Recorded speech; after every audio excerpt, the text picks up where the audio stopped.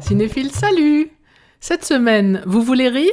Voici le 24e festival du court-métrage d'humour de Meudon, présidé par Édouard Montout. C'est aussi la 24e édition du cinéma britannique de Dinard, présidé par Eric Cantona.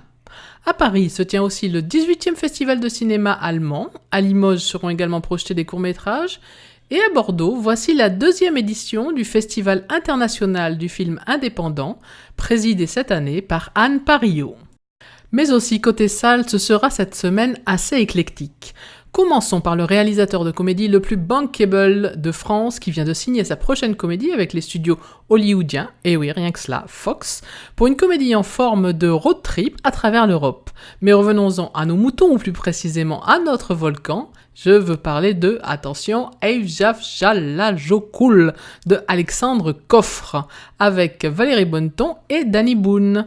Pour Alain et Valérie, l'éruption du volcan islandais est une catastrophe. La tendresse, un film de Marion Ansel avec Olivier Gourmet et Marilyn Canto. Un couple séparé depuis 15 ans se retrouve le temps d'un voyage de 2 jours pour aller chercher leur fils hospitalisé à l'étranger. Et voici le biopic politique dont on a beaucoup parlé, il s'agit de Diana, une coproduction anglaise, américaine et suédoise. Un film de Olivier Hirschbiegel avec la surprenante ressemblance de Naomi Watts qui interprète Lady Diana et c'est le récit des 2 dernières années de sa vie. Autre film politique pour les passionnés d'histoire américaine, voici Parkland de Peter Landesman. Alors si vous n'avez pas encore fait votre deuil de John Fitzgerald Kennedy, eh bien courez-y. Le film d'horreur américain de la semaine, ce sera Insidious Chapter 2 de James Wan, comprendre la malédiction familiale. En même temps, c'est bientôt Halloween, non?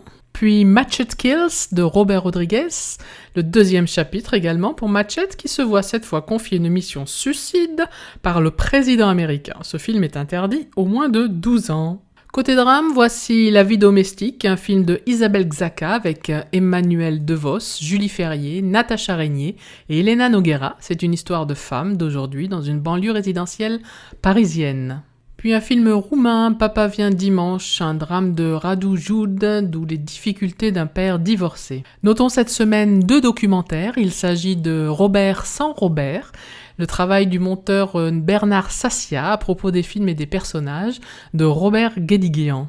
Puis Brigitte Fontaine, Reflets et crudités, réalisé par Benoît Mouchard et Thomas Bartel. Ce sont les confidences d'une diva souriante ou lointaine. Et pour finir, 2 films d'animation, Qui voilà, des dessins animés suédois de Jessica Loren. Il s'agit de 8 petites histoires pour aborder le quotidien des tout-petits.